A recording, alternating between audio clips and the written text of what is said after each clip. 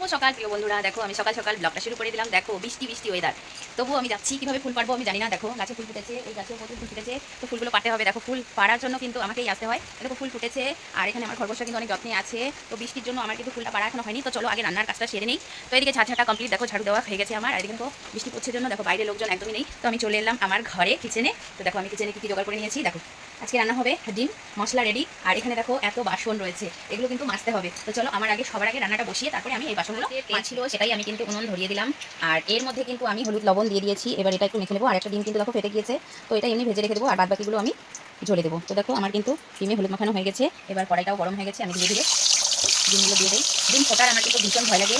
আমি অনেকদিন আগে একটা বাড়িতে ভাড়া ছিলাম, তখন এক দুই ডিম বানাচ্ছিল, ঠাস করে ডিমটা ফুটে তার মুখে চোখে পড়ে গিয়ে মুখের একদম বিশ্রী অবস্থা। সেই জন্য ডিম ভাজলে আমি 10 হাত দূরে থাকি। তো আমার ক্যামেরাটা অনেকটা সামনে আছে, আমি কিন্তু অনেকটা দূরে আছি। এর জন্য জল বসিয়েছি। আর এদিকে কিন্তু আমার ডিম কিন্তু ভাজা হয়ে গেল। ডিমটা আমি একটু কড়া করে ভাজবো আজকে। কড়া করে ডিমটা রান্না করলে ওটা টেস্ট আলাদা, আর হালকা করে বানালে ওটা টেস্ট আলাদা। আমার কিন্তু ডিম ভাজা হয়ে গেছে। আর বাইরে কিন্তু বৃষ্টি বৃষ্টি ওয়েদার, আমার কিন্তু বৃষ্টি বৃষ্টি ওয়েদার বেশ ভালোই লাগছে। ঠান্ডা ঠান্ডা ওয়েদার, তাই কিন্তু ঠান্ডা ঠান্ডা ওয়েদারের জন্য কিন্তু আজকে আমি ডিমটা বানাচ্ছি, বুঝতে পারলে? তো গরম হলে এই ডিমটা খাওয়া যায় না। অনেকদিন পর ডিম বানাতে এলাম। দেখো আমার কিন্তু ডিম ভাজা হয়ে গেছে। এই দেখো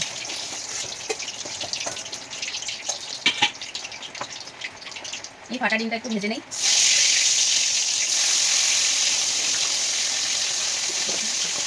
ফোড়নে দিব জিরে,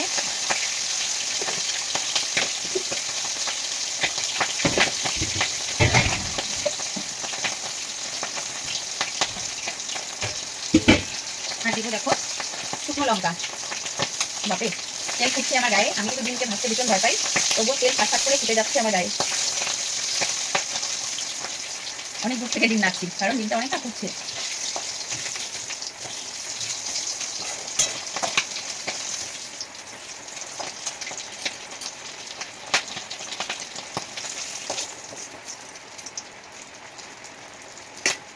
দিয়ে দেবো কেটে রাখা পেঁয়াজ,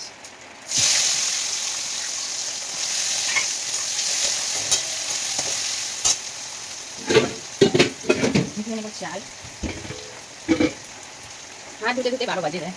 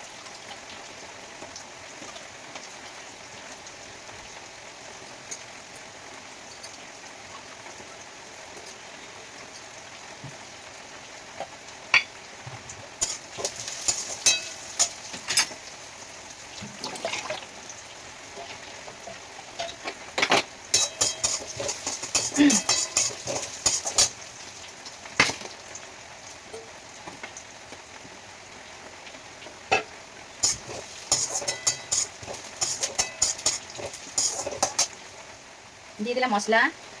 এখানে মশলাটা দিয়ে দিলাম, সামান্য একটু জল দেবো।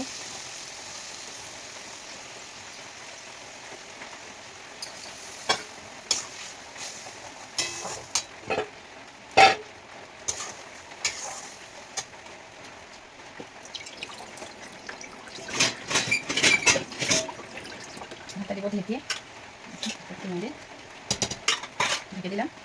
ঝটপট রান্নাটা করি, তারপরে মাজবো বাসন। বাসন মাজতে হবে।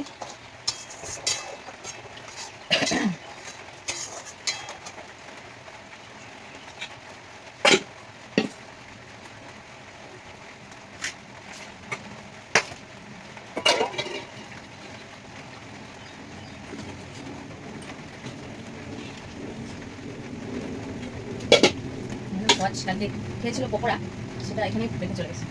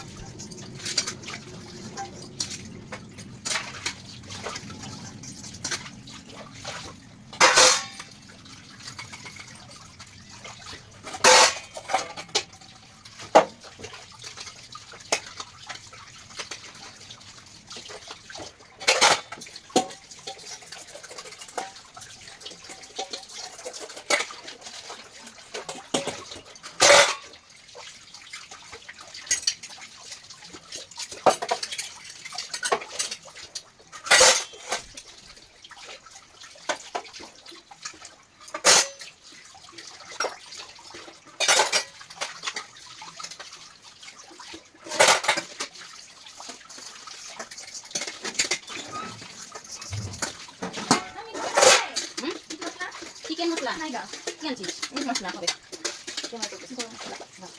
এটা ছিঁড়ে আসছে হাতে পুরো ব্যথা করতেছে ওখানে পুরো সত্যি করে এটা পুরো ব্যথা করছে খুলে গেছে না টেনশন নেই। আর না এটা পুরো খুলে গেছে দেখো এটা পুরো ব্যথা করছে এখানটায় না কেন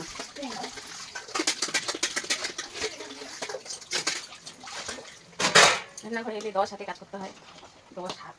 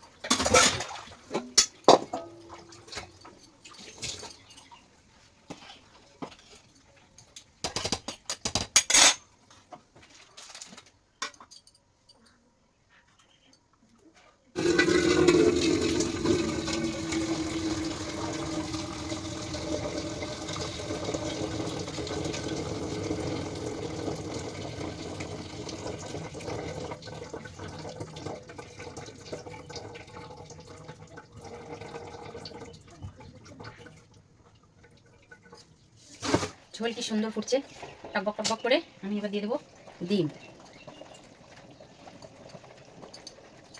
আর এটা দেবো না, এটা এভাবেই থাক। দেখো শুধু রান্না করলেই হবে না, রান্নার সাথে সাথে বাকি মোছামুছি সব করতে হবে।